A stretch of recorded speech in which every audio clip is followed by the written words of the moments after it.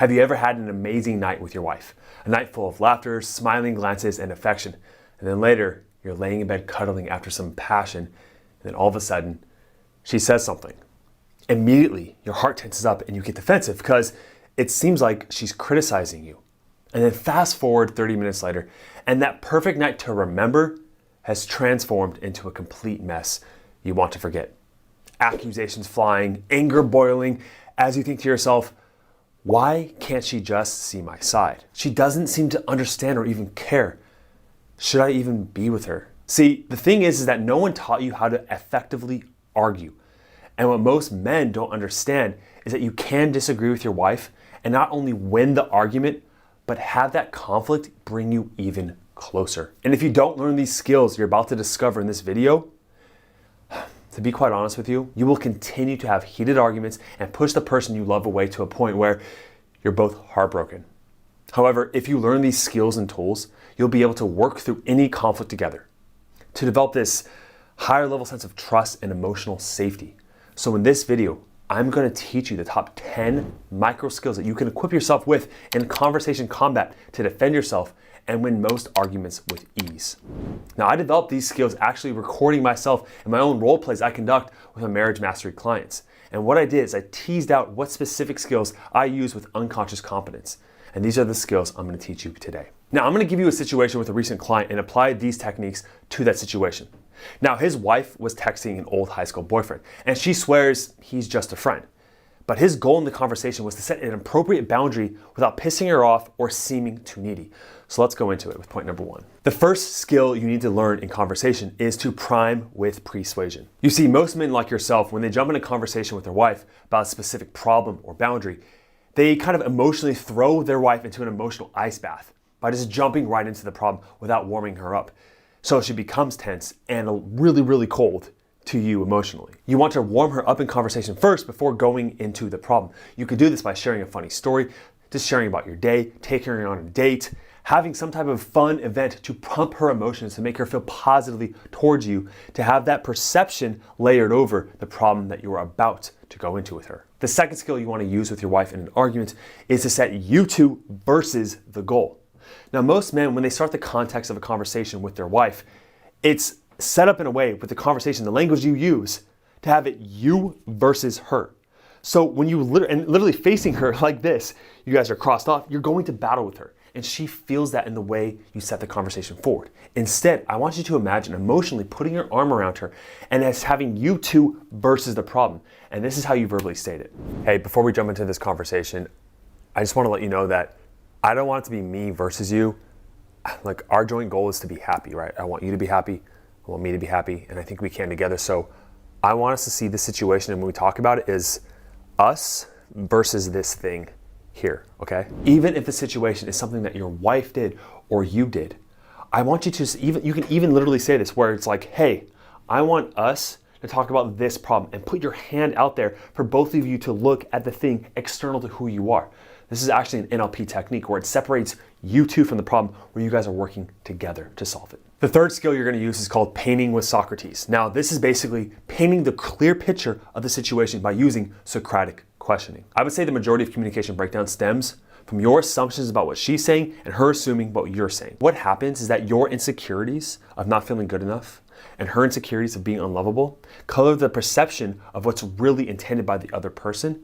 And that's where the miscommunication occurs, is by making those assumptions. As a special tip for this one, avoid using why questions. Whenever someone asks a why question, it makes us feel more defensive because it seems accusatory. So make sure you don't ask why, but all the other questions are good. Can you tell me what need you're getting met by texting him? Do you think that you'll continue to text him for years to come? Have you put any thought into how I feel about you reaching out to someone like him? Are you texting him because you like him? Like what the hell? Like, why? I don't understand why you're doing this. Like, you're purposely hurting me. The fourth skill you're going to use in conversations or arguments with your wife is to try honesty. I know, shocker, right? But here's what I mean by that. What I see most men struggle with that I work with personally is that they have these inherent emotions inside of them and that they're afraid of conflict.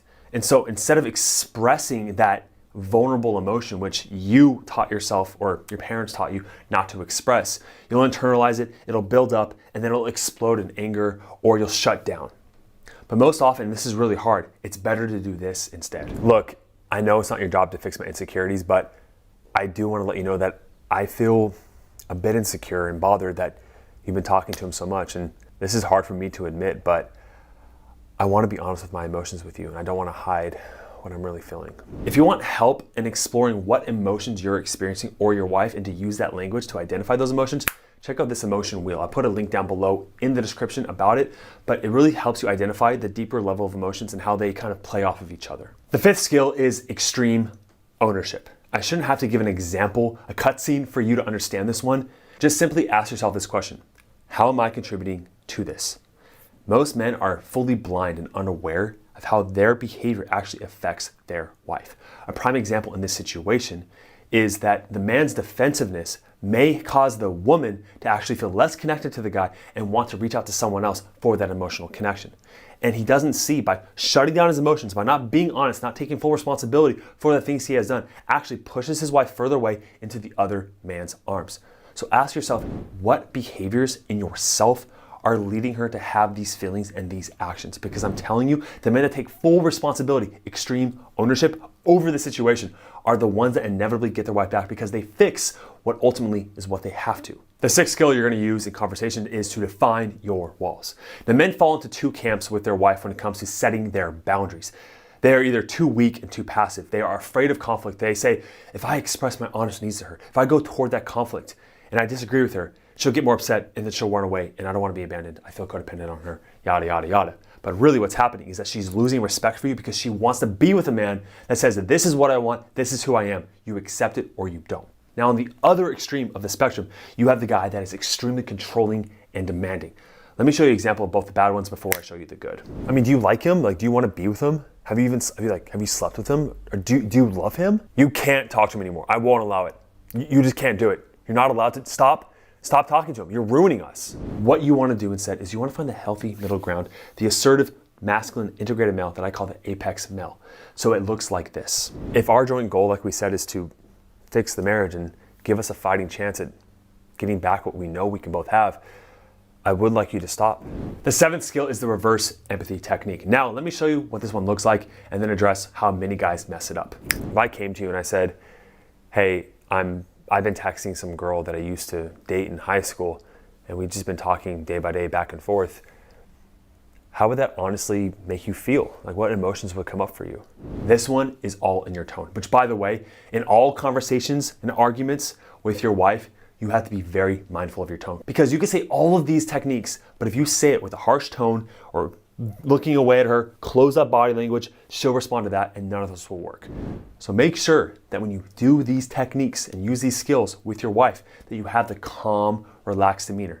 So when you use the reverse empathy technique, you are coming from a place of curiosity instead of accusation. So you're not going to say, well, the situation was reversed, and how would you feel? How would you feel if I did this to you? No, you say it like this.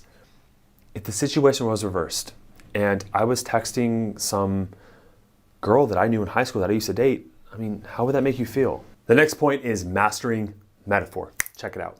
I want you to imagine that we have this joint bucket of love, okay? It's our relationship bucket of love. And in it is all the emotions, time, and energy that we invest. And the more we fill it up, the more fulfilled we are.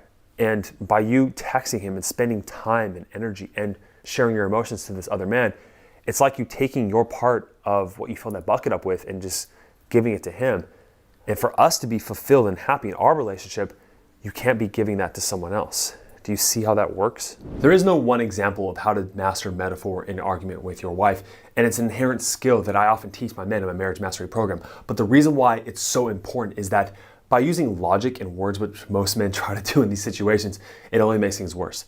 But metaphor is one of those things that just touches us on an emotional level and changes the way we feel about something, aka your wife feeling about the situation, by the picture you paint. Metaphor is extremely powerful in changing people's minds and getting them to see things from a new perspective. The next skill is identifying incongruencies. Now, in this specific situation, the wife said that she really didn't care when he used the reverse empathy technique if he reached out to other women. But she said it like this. I don't care if you do that. Whatever, do whatever you want. Now, the way you identify incongruencies is that you point out the differences between the person's words and their actual non-verbals. it looks like this. I hear you saying you don't care, that it doesn't bother you, but when you say that, there's frustration and anger in your voice, and I can tell you that it's maybe not congruent or connected, that maybe you are hiding a little bit of how you really feel. And I understand why you're doing that, but I want to point that out to you.